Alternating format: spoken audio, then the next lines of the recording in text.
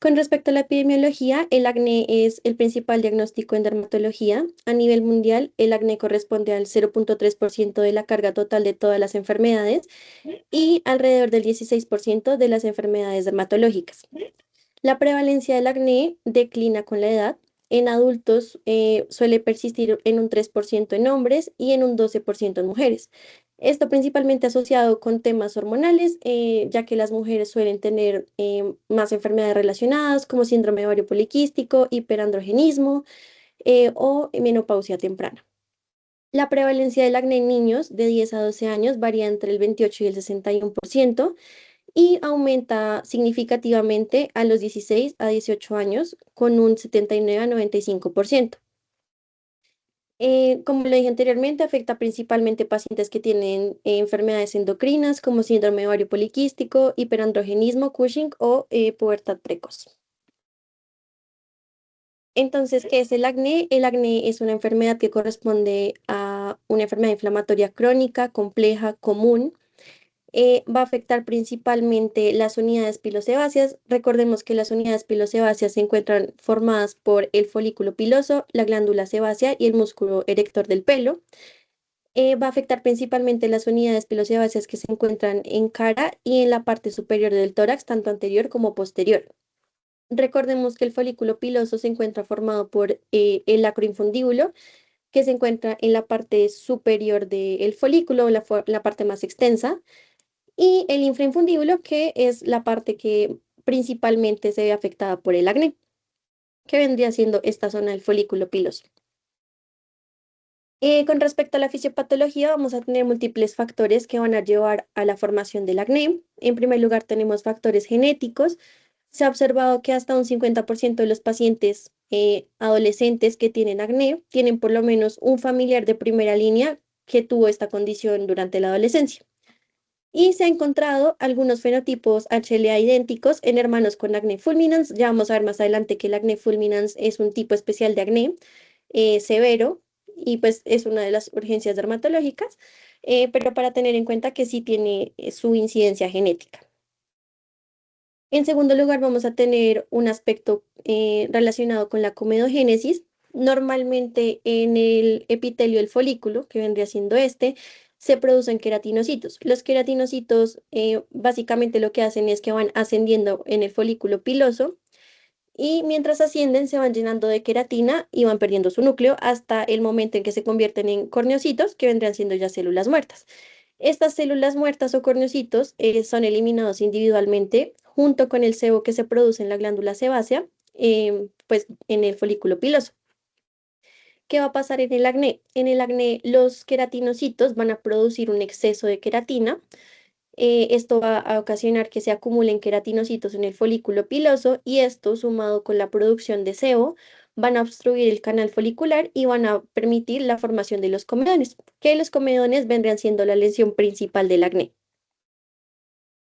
En tercer lugar, vamos a tener la hiperseborrea. Recordemos que el sebo es un fluido rico en lípidos que se producen por la ruptura holocrina de sebocitos maduros.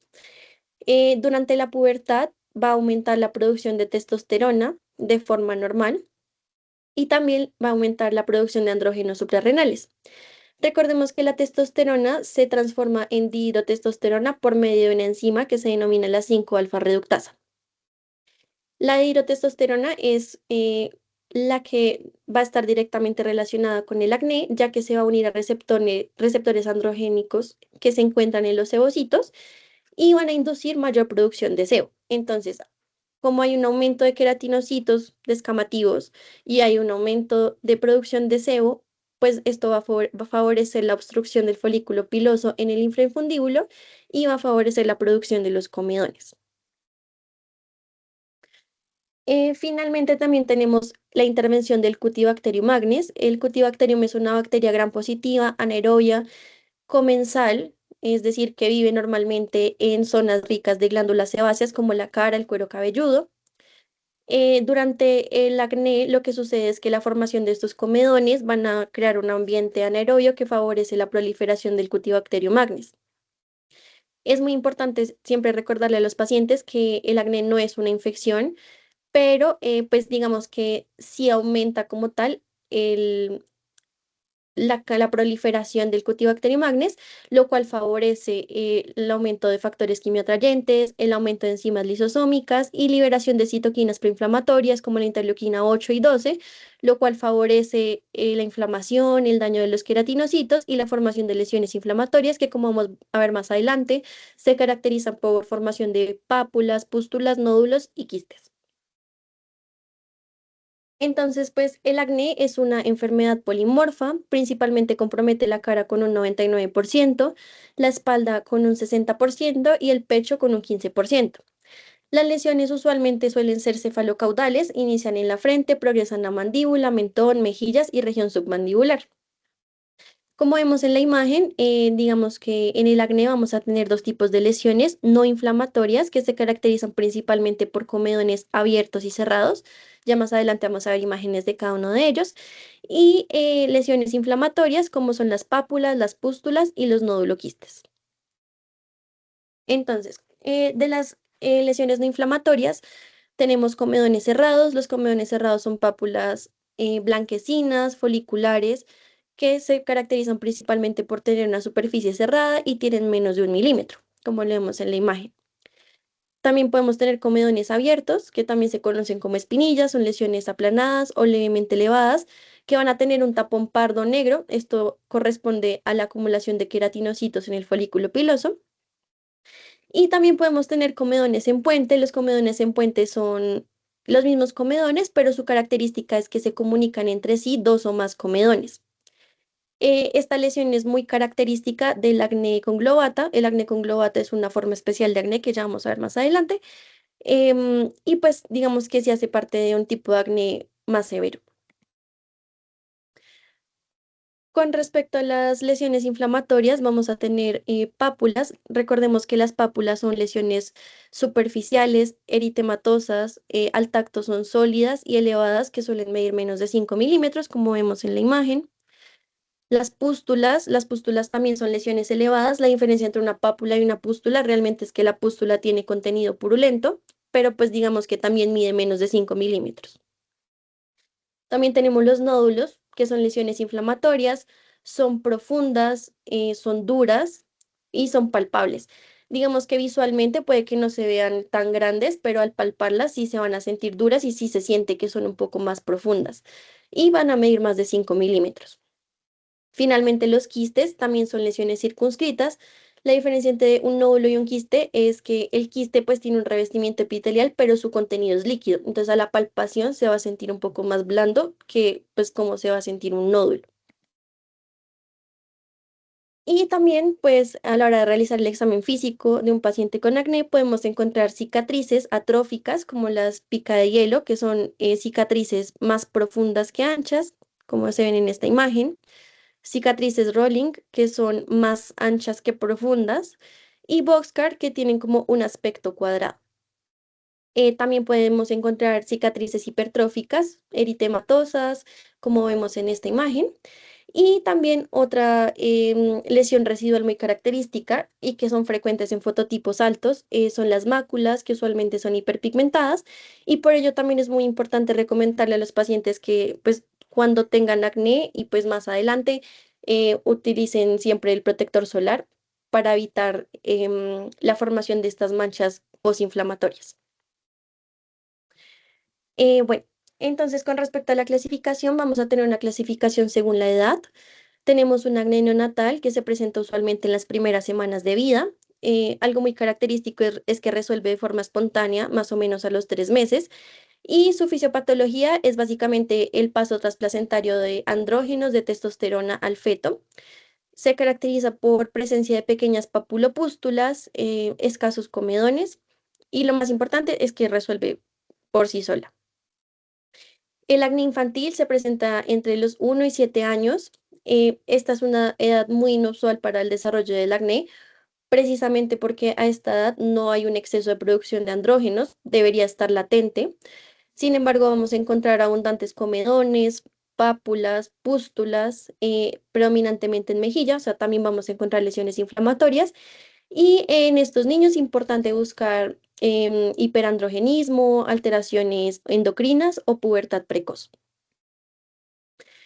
También tenemos el acné adolescente, que es el acné más común, se presenta entre los 11 y 25 años, inicia principalmente en la pubertad y va disminuyendo alrededor de los 25 años, precisamente cuando las hormonas empiezan a regularse. Va a afectar principalmente la cara, los hombros, el dorso, el tórax también, tanto en región anterior como posterior.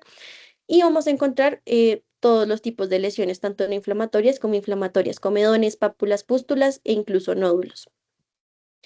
Y en adultos mayores de 25 años, como lo comenté al inicio, es más común en mujeres, se asocia pues a niveles elevados de estrés, pero también se relaciona con enfermedades endocrinas. Usualmente pues se considera un acné muy hormonal. Alrededor del 20% de estas mujeres tienen ciclos irregulares y 30% tienen signos de hiperandrogenismo. Algo muy característico de este acné es que suele afectar el área mandibular y submandibular, hasta en un 80%. También tenemos una clasificación según la etiología, entonces tenemos el acné primario, es decir, que no tiene una causa subyacente. Entre estas tenemos el acné comedónico o no inflamatorio. Principalmente se caracteriza por presencia de comedones tanto abiertos como cerrados en la región de la frente, región cigomática, submandibular, en tórax. Y algo muy característico es que al ser lesiones no inflamatorias no van a dejar cicatrices residuales. Y esta pues es una de de las clasificaciones más utilizadas, ya que determina el manejo que se le va a dar al paciente. En segundo lugar, tenemos el acné papulopustuloso, ya es un acné inflamatorio. Algo muy importante a la hora de realizar el examen físico es siempre, digamos que establecer cuántas lesiones tenemos. Entonces, si son escasas, menos de 15 lesiones, numerosas, entre 15 a 30 lesiones o incontables, más de 30. Entonces, siempre decir, tenemos escasas pápulas, numerosos comedones e incontables pústulas, precisamente porque eso también determina la severidad del acné y determina el tratamiento que se le va a dar al paciente. Y también tenemos un acné nódulo quístico, es pues claramente un acné inflamatorio. Tenemos comedones, pápulas, pústulas y aquí pues encontramos los nódulos, lesiones mucho más profundas. También se encuentran quistes y pues al ser un acné inflamatorio es un acné que sí o sí va a dejar cicatrices atróficas, hipertróficas y puede dejar máculas también hiperpigmentadas. Con respecto al acné secundario, es aquel que tiene una causa subyacente. Tenemos el acné endocrino, se relaciona con el hiperandrogenismo. La principal causa es el síndrome de ovario poliquístico. A la hora de realizar el examen físico, siempre preguntarle, digamos, si el paciente descartar que no tengan alopecia androgenética, que los ciclos pues, pueden ser irregulares, pueden tener problemas de fertilidad, hirsutismo, pueden referir sobrepeso y en estos pacientes importante siempre solicitar testosterona libre, LH, FSH y una ecografía abdominal o transvaginal. También puede estar relacionado con la menopausia o la pubertad precoz. Y algo muy importante es que al examen físico y también pues al realizar la historia clínica se indaguen este tipo de enfermedades, ya que pues el tratamiento también debe ser encaminado a manejar la causa base del acné. También tenemos causas químicas. El acné pomada es una de las más frecuentes. Esta se da principalmente por la exposición a sustancias insolubles capaces de obstruir el folículo. Entre estas, una de las más comunes, el uso indiscriminado de corticoides tópicos y también algunos tipos de maquillaje que lo que hacen es obstruir el folículo y favorecen la formación del acné. También tenemos el acné ocupacional, pacientes que estén expuestos a hidrocarburos halogenados, aceites minerales o uno muy común en nuestro medio es el acné por oclusión, que se da por el uso constante de tapabocas, el cual pues también favorece la obstrucción de los folículos. Y tenemos el acné por fármacos, el cual se relaciona con el uso de corticoides sistémicos, antiepilépticos o incluso inmunosupresores. Bueno, con respecto a las formas especiales, vamos a tener dos. El acné conglobata es uno de ellos. Es una forma más grave de acné nódulo quístico. Se ven lesiones bastante inflamatorias, nódulos y quistes muy profundos. Pueden verse trayectos fistulosos. Aquí es donde vamos a encontrar lo que les mencionaba al inicio, los comedones en puente. Es más común en hombres y algo muy característico de este tipo de acné es que no presenta manifestaciones sistémicas. También un dato importante es que hace parte de la tetra de oclusión folicular.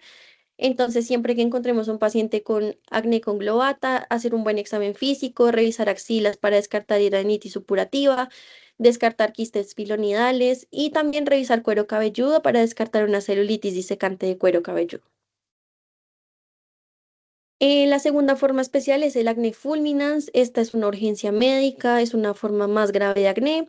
Suele ser un acné de inicio brusco, se caracteriza por presencia de lesiones nodulares muy supurativas, hemorrágicas muy inflamadas, que se pueden incluso hasta ulcerar. El paciente va a presentar síntomas sistémicos como fiebre, artralgias, mialgias, hepatoesplenomegalia. Podemos encontrar elevación de reactantes de fase aguda, leucocitosis, anemia, trombocitosis. Aquí traigo de una vez el tratamiento porque es un tratamiento un poco diferente para que con respecto al resto de los tipos de acné. En el acné fulminans es muy importante primero desinflamar un poco el cuadro agudo. Por ello, se da inicialmente prednisona a dosis de 0,5 a 1 miligramos por kilogramo día por un tiempo de 2 a 4 semanas. Lo ideal es hacer un destete más o menos a la tercera y cuarta semana y una vez se va disminuyendo la dosis de la prednisolona, se inicia la dosis de isotretinoína a dosis de 0,1 miligramos por kilogramo día. ¿Por qué? Porque la isotretinoína por sí misma en un inicio puede aumentar la inflamación. Entonces, pues en esos pacientes que ya tienen una inflamación muy aguda, pues siempre es importante descender un poco la inflamación y luego sí ya dar el manejo ideal, que es la isotretinoína. Finalmente tenemos una clasificación según la severidad. Tenemos la clasificación IGA y la clasificación europea, que básicamente va del 0 al 4. 0, pacientes que no tienen ningún tipo de lesión. 1, pacientes que tienen un acné comedogénico. Grado 2, pacientes que tienen un acné papulopustular de leve a moderado. Grado 3, pacientes con acné papulopustuloso severo o nódulo quístico moderado. Y grado 4, acné nódulo quístico severo o acné conglobata.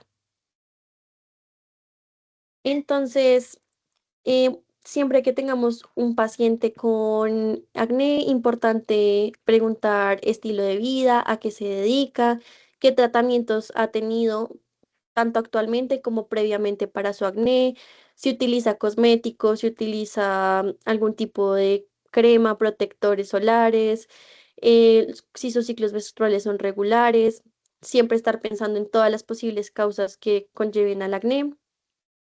También descartar tratamientos con corticoides, anticonceptivos, antecedentes familiares de acné, al examen físico evaluar el tipo de piel, la distribución del acné, si está en rostro, si está en cuello, si está en pecho, determinar la severidad del acné, el tipo de lesiones, si son comedones, si son pápulas, si son pústulas, si tiene cicatrices o lesiones residuales y si tiene cambios de pigmentación posinflamatoria.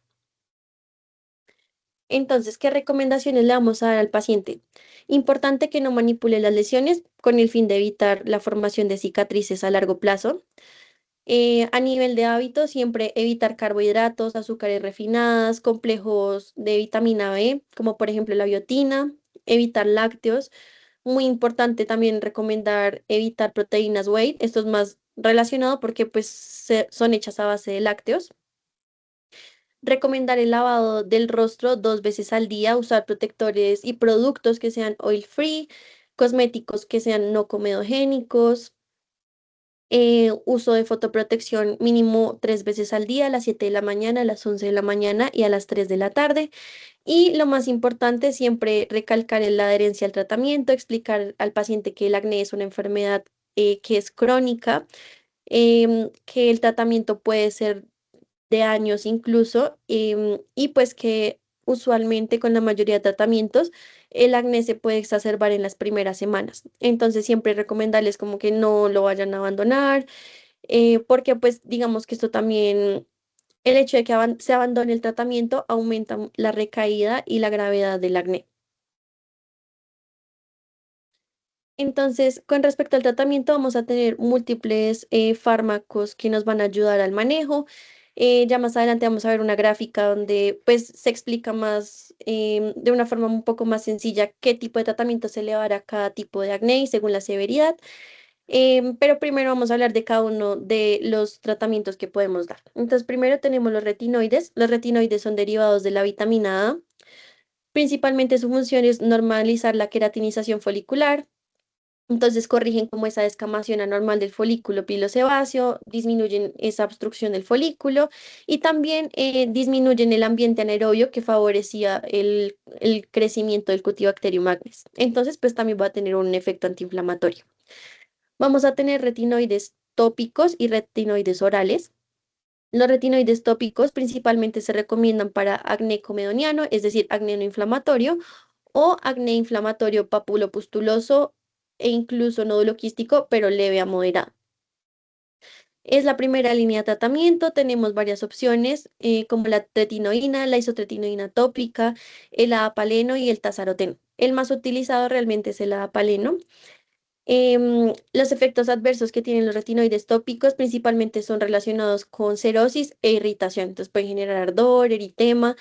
Muy importante decirle a los pacientes que se pongan una cantidad muy pequeña, como del tamaño de una lenteja, en cada zona donde tenga lesiones. Em, Usualmente se recomienda iniciar 3 veces a la semana, lunes, miércoles y viernes, y una vez pues el paciente va tolerando el tratamiento, lo ideal sería dejarlo todos los días de la semana. Se sugiere evitarlo en embarazo. Recomendarle al paciente que el acné puede empeorar en las primeras 2 a 4 semanas, que es muy importante que no suspenda el tratamiento en estas semanas, porque ya luego va a mejorar significativamente con el uso continuo. Tenemos también los retinoides orales. El más conocido realmente es la isotretinoína oral. Tiene el mismo mecanismo de acción. Este es un medicamento un poco complejo y requiere de un seguimiento importante, por ello tiene unas indicaciones muy específicas. Se recomienda en acné severo, en acné conglobata o en acné nódulo quístico ya severo o moderado que haya fallado a otros tratamientos adecuados. La dosis de la isotretinoína se calcula con una dosis acumulada. Entonces, la dosis acumulada es de 120 a 150 miligramos por kilogramo, que usualmente se distribuyen en 4 a 6 meses. Poniendo un ejemplo, si tenemos un paciente que pesa 50 kilos, multiplicamos los 50 kilos por 120 y por 150. Entonces esto nos daría 6.000 miligramos y 7.000 miligramos. ¿Qué significa esto? Que mínimo el paciente debe recibir en estos 4 a 6 meses una dosis acumulada de 6.000 miligramos para conseguir un efecto adecuado, pero máximo la dosis sería de 7.500 miligramos. Una vez se calcula esto, se calcularía la dosis diaria con 0,5 miligramos por kilogramo. Siguiendo el mismo ejemplo del paciente que pesa 50 kilogramos, esto daría 25 miligramos. Más o menos se le recomendaría dar una tableta de 20 miligramos de isotretinoína al día. Importante hacer controles periódicos a estos pacientes que están tomando isotretinoína, siempre en cada control pesarlos, ya que pues el peso puede variar un poco y asimismo pueden variar la dosis acumulada. Eh, Como lo dije, la isotretinoína es un medicamento de control, entonces siempre antes de iniciarlo es muy importante pedirle a los pacientes como mínimo un perfil hepático y un perfil lipídico donde se integren triglicéridos y colesterol y hacer un control como mínimo a los 2 meses, vendría siendo como la dosis pico de la isotretinoína. Si por alguna razón se encuentra algún valor alterado, em, pues sí se debería hacer más periódicamente, pero usualmente y últimamente las guías recomiendan solamente hacer un control al inicio del tratamiento y a los 2 meses y ya cuando se finaliza el tratamiento. Y también, muy importante, hacer prueba de embarazo. Es un medicamento altamente teratogénico, entonces siempre hacer pruebas de embarazo.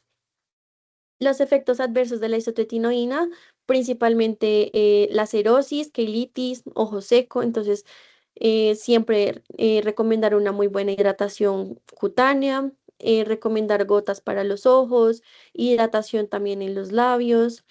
A nivel metabólico, pues su mayor factor de riesgo es que puede causar hipertrigliceridemia, lo cual conlleva un riesgo alto de pancreatitis. Por eso, pues hacemos los controles del perfil lipídico y también puede causar alteraciones hepáticas. Como mencioné, es altamente teratogénico, entonces siempre ser muy claros con los pacientes, iniciar anticoncepción oral por lo menos un mes antes de iniciar el manejo con isotretinoína y hacer las pruebas de embarazo como mínimo antes de iniciar el tratamiento a los 2 meses y al finalizarlo. También tenemos otro tipo de tratamiento, es el manejo antimicrobiano. En esta podemos encontrar el ácido acelaico y el peróxido de benzoilo. El mecanismo de acción realmente es muy similar, disminuye el crecimiento del Cutibacterium magnes, disminuye la hiperseborrea, disminuye la hiperqueratinización y pues realmente disminuye la producción de radicales libres. El principal, digamos que efecto adverso es la irritación, el ardor, la cerosis, y usualmente estos medicamentos vienen en conjunto con retinoides tópicos como el adapaleno, entonces es muy común encontrar adapaleno con peróxido de benzoilo, por ejemplo. También podemos encontrar antibióticos tópicos. Los más comunes son la eritromicina y la clindamicina, son macrólidos bacteriostáticos.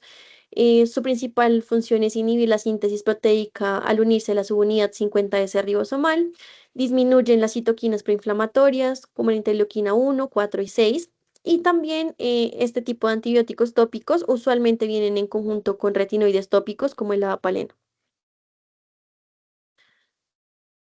Bueno, ya entrando un poco como en el tratamiento oral, tenemos antibióticos orales como las tetraciclinas, son la primera línea de tratamiento oral. Son medicamentos bacteriostáticos, sin embargo, algo importante es que tienen una alta resistencia bacteriana. Su mecanismo de acción es inhibir la síntesis proteica al unirse a la subunidad 30S ribosomal y básicamente su función es antiinflamatoria. Vamos a encontrar tetraciclinas de primera y segunda generación. De segunda generación tenemos principalmente la oxiciclina de 100 miligramos día y limeciclina 300 miligramos día.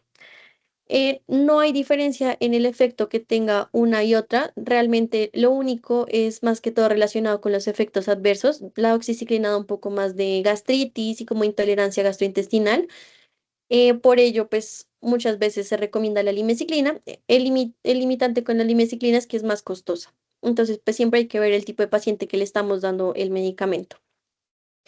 Siempre que demos antibióticos orales, combinarlo con tratamiento tópico, ya que esto va a evitar en gran medida la resistencia bacteriana. Se recomienda darlo por una duración máxima de 3 a 4 meses por mucho y siempre tomarlo con comidas y abundante agua. Como segunda línea de tratamiento con respecto a antibióticos orales, tenemos el trimethoprim sulfa. El mecanismo de acción es muy similar, disminuye pues como estas lesiones inflamatorias, el Cutibacterium magnes, a dosis de 160 800 miligramos cada 12 horas. También se suele dar por 3 a 4 meses. Se recomienda principalmente en pacientes que tengan falla de tratamiento con tetraciclinas, que no hayan tolerado las tetraciclinas, ya sea por fotosensibilidad o por gastritis intensa, y si se recomienda en embarazo o niños menores de 8 años. Los efectos adversos del trimethoprim son menos frecuentes, pero se puede encontrar anemia megaloblástica, leucopenia, neutropenia. A nivel cutáneo se puede encontrar eritema multiforme o Steven Johnson y pues en menor medida también podemos encontrar náuseas, vómito, dolor abdominal. Por ello, más que todo, el tratamiento con trimestoprim sulfa se debe controlar en las primeras semanas, ya que pues los efectos adversos se encontrarían en estas semanas.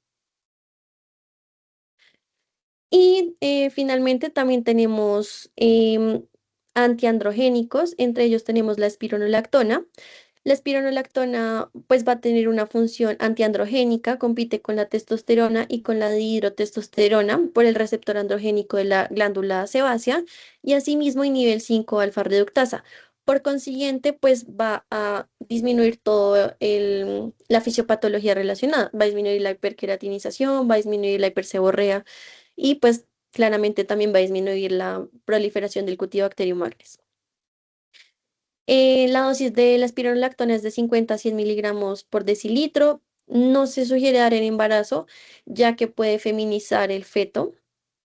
Y en algunos casos muy específicos, pues se debe monitorizar el potasio por el riesgo de hipercalemia, especialmente pacientes que tengan otras comorbilidades como hipertensión, diabetes o enfermedad renal crónica. ¿A quién le vamos a dar espironolactona? Pacientes pues que no desean anticoncepción o niñas que no han empezado su vida sexual, pacientes en quienes se sospecha hiperandrogenismo, acné del adulto, un acné que sea muy hormonal y también pacientes que tengan alto riesgo trombótico y que pues no puedan tomar anticonceptivos orales. Los efectos adversos, más que todo es la hipercalemia, ginecomastia, por esta razón no se da en hombres, y también pues menos frecuente puede causar mareos, cefaleas, confusión, vómitos o diarrea. Em, También tenemos los anticonceptivos orales. Su mecanismo de acción es principalmente disminuir la producción ovárica de andrógenos, disminuye la testosterona libre y también disminuye pues la actividad de la glándula sebácea. Se indica en acné de mujeres que tengan vida sexual activa, en quienes se sospecha hiperandrogenismo, síndrome ovario poliquístico, hirsutismo, y también pacientes que pues no hayan respondido adecuadamente al tratamiento tópico o u oral. ¿Cuáles se utilizan? Principalmente los anticonceptivos cuyos componentes sean etinilestradiol más drosperinona o norgestimato o desogestrel. Los efectos adversos, principalmente náuseas y mastalgia, y están contraindicados en pacientes que tengan tabaquismo mayor a 35 años o que tengan historia de trombosis. Entonces, ¿a quiénes vamos a referir o a qué pacientes vamos a referir a clínica de acné? Pacientes que tengan acné severo como acné fulminans o acné conglobata. Acné severo que ya evidenciemos que tengan cicatrices, hiperpigmentaciones, posinflamatorias o cicatrices atróficas. También pacientes en quienes pues haya un impacto psicológico significativo, que hayan desarrollado ansiedad, depresión, aislamiento, que pues tengan disminución de su autoestima o alteración pues por sí misma de la calidad de vida.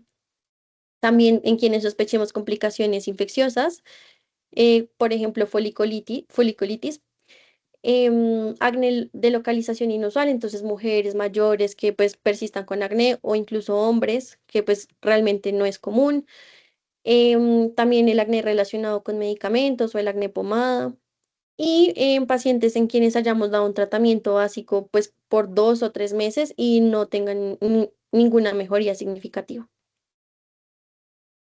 Para finalizar, traje este algoritmo ya para condensar como tal el tratamiento en cada uno de los tipos de acné. Entonces, si tenemos un acné comedónico, pues teniendo en cuenta que es un acné que realmente no es inflamatorio, el manejo se limita a un tratamiento tópico. Podemos dar adapaleno solamente, o sea, un retinoide solo, o podemos dar un antimicrobiano solo, como el peróxido de benzoilo, pero pues la más recomendada es la combinación de adapaleno con peróxido de benzoilo. Entonces, siempre pues sugerirle al paciente, administrar el tamaño de una lenteja en las zonas donde aparecen las lesiones, recordar que puede generar cirrosis, entonces siempre pues recomendar protección solar, una muy buena hidratación, etcétera. Con respecto al acné papulopustuloso, tanto leve como moderado, podemos también limitar solamente el tratamiento tópico. Y ya en algunos casos de acné papulopustuloso moderado, severo y nódulo quístico leve, ya vamos a integrar también los antibióticos orales. Entonces les vamos a dar manejo tópico con peróxido de benzoilo con clindamicina, peróxido de benzoilo con adapaleno. Integramos el antibiótico oral, que la primera línea vendría siendo doxiciclina o limeciclina y la segunda línea trimetoprim-sulfa. Y si estamos pues ante una mujer, podemos dar anticonceptivos orales si ya ya inició su vida sexual, si tiene pues un acné muy hormonal o espironolactona como segunda opción. Y ya si tenemos un acné nódulo quístico moderado a severo, pues realmente la primera línea sería iniciar isotretinoína oral. El tema de la isotretinoína es que pues sí puede causar un poco de inflamación al inicio, entonces muchos dermatólogos lo que hacen es que dan como un ciclo corto de antibióticos orales, más o menos por un mes, o corticoides orales por un tiempo corto, y ya luego sí inician la isotretinoína, pues con todos los controles que pues deben seguirse. El control de perfil lipídico, de perfil hepático y la prueba de embarazo. Y pues ya cuando el paciente ha controlado su acné, es importante siempre dejarle un manejo de mantenimiento, manejo tópico, pueden ser retinoides con peróxido de benzoilo o como segunda línea el ácido acelaico para pues disminuir al máximo el riesgo de recidivas. Y eso sería todo. Muchas gracias.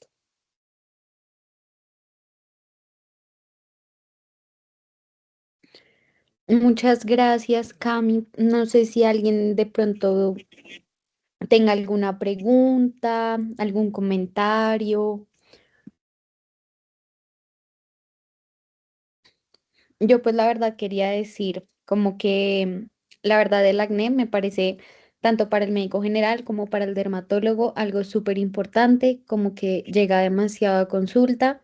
Es súper importante pues saber cómo manejarlo, clasificarlo, obviamente saber cuándo referir al dermatólogo. em, y pues bueno, nada, obviamente felicitarte, me pareció súper completa la charla y ya no sé si alguien más tenga algo más que decir. Gracias, Nata.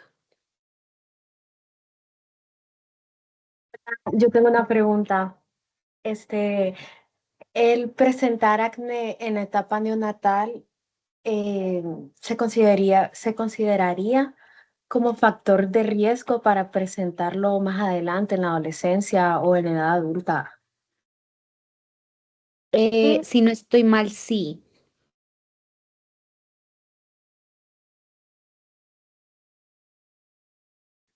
Si no estoy mal, sí es un factor de riesgo para presentarlo más adelante, pero no es como que sí o sí, si tienes como acné neonatal, pues vas a tenerlo más adelante.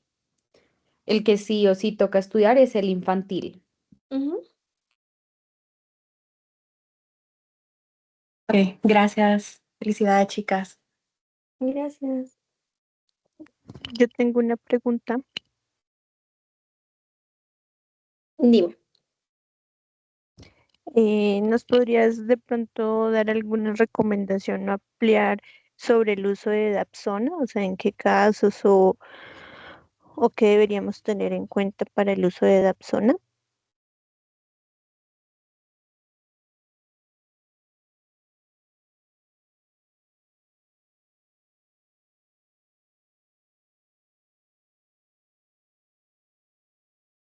Pues yo la verdad, o sea, bueno, Cami, no sé lo que tú hayas leído. Yo personalmente, Dapsona, de lo que he visto, poco se usa, o sea, no he visto realmente que lo usan mucho, o sea, digamos que sí se manda, es más sobre todo, como decía Cami, adapaleno y sobre todo adapaleno más peróxido de benzoilo, porque eso como es la combinación como gol estándar. Dapsona realmente no he visto que ningún dermatólogo la mande para acné. Sí, Entonces, realmente honestamente muy no. poco. Yo tampoco he visto que la formulen realmente. Yo creo que es como una de las últimas opciones y ya el paciente no tolera ninguna, como ni la oxiciclina ni el trimethoprim-sulfa. Pero realmente yo no he visto que la formulen muy frecuentemente. Sí, o sea, digamos que en esos casos lo que yo he visto es sobre todo como que de pronto intentan mirar bien primero cómo se les, o sea, primero cómo se lo está aplicando, si realmente se lo está aplicando bien, de pronto intentan después, no sé si se lo está aplicando todas las noches, como espaciarlo a noche de por medio o 3 veces a la semana, o de pronto hacen como las combinaciones de pronto más con clindamicina, o sea, como que primero hay otros recursos o de pronto solo el adapaleno o solo el peróxido antes de la Dapsona. O sea, esa creo que podría decirte que nunca la he visto que la formulen. Entonces, no, o sea, experiencia con la Dapsona, cero, la verdad. Vale, gracias. Bueno.